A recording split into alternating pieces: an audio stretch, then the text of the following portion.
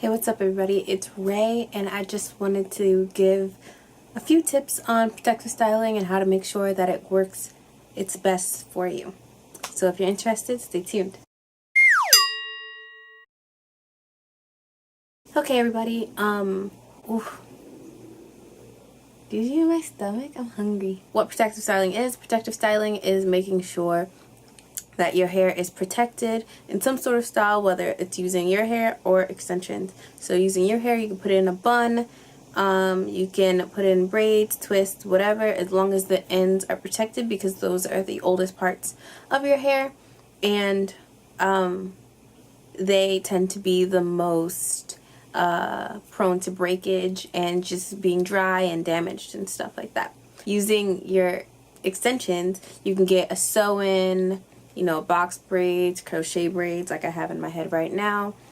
So there's tons of options for protective styling.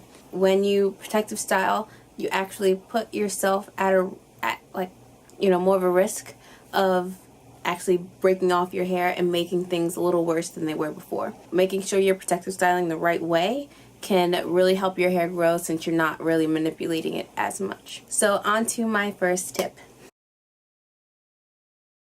My first tip is, when you have braids in your head, whether it's box braids, crochet braids, you're just cornrowing your hair back, like whatever, right? Make sure they are not too tight.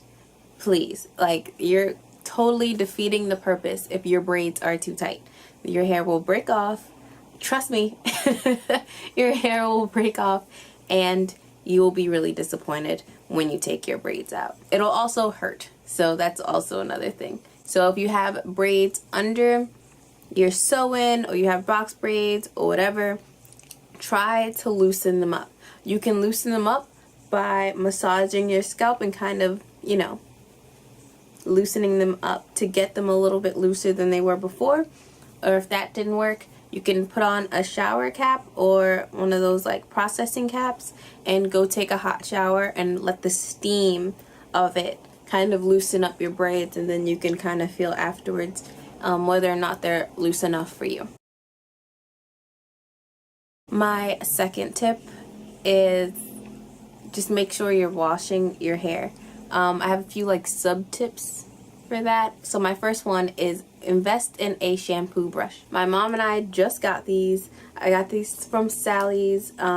It's scalp massaging brush by Babyliss Pro, the people who make like really awesome flat irons and hair dryers.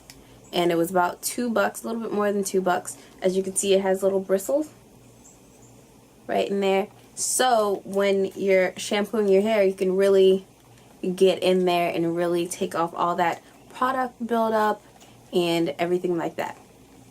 So speaking of product buildup, I would suggest after you take out your protective style, use a clarifying shampoo. One of my favorites is from Shea Moisture, the Jamaican black castor oil one, but you can also just use apple cider vinegar as a rinse to get rid of all that product buildup that might be in your hair after you take out your protective style. When you actually wash while your protective style is in, like let's say you have a sew-in, make sure that your hair underneath is dry all the way, because if it's not, you can actually grow mold and it can be all matted and lock up and be really gross when you're done. And I've seen some photos and people have actually had to shave their heads like afterwards because they grew mold in their hair. So just make sure that your protective style isn't wet, but also whatever is underneath isn't wet either. Okay, and then my last thing is just some like spot treatments, I guess, or for some pretty unique problems. So I know when I got my first sew-in a couple years ago, my hair where the closure was broke off. Like my edges broke off in that section. So I was told to use Jamaican black castor oil. It does wonders. So if you're losing your edges, use that. If your hair itself is dry, whether it's the sew-in or your actual hair, castor oil works, And argan oil also works. And argan oil will actually make it look really shiny and really healthy too. So that's another good thing about argan oil. If your scalp is really itchy, tea tree oil works. It smells terrible, at least in my opinion. It smells so bad, but it works. And also something called sulfur 8. It's been around since the beginning of time. You can get it in like Walmart or Sally's or whatever. It's pretty much kind of like a grease. So if you have, I don't know, like oily scalp, you might not want to use it, but it's kind of like a grease. This also smells bad. I guess it's the sulfur, I don't know.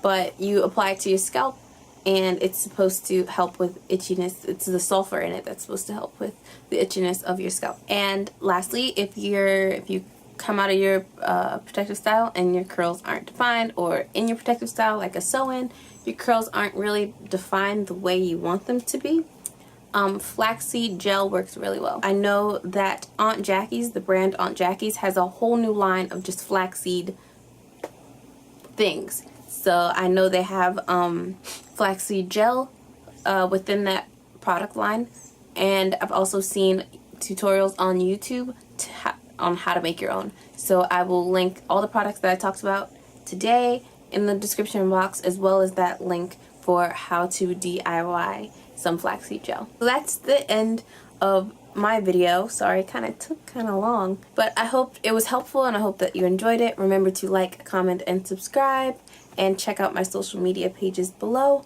And as always, I appreciate you watching and I hope you have a great day. See ya.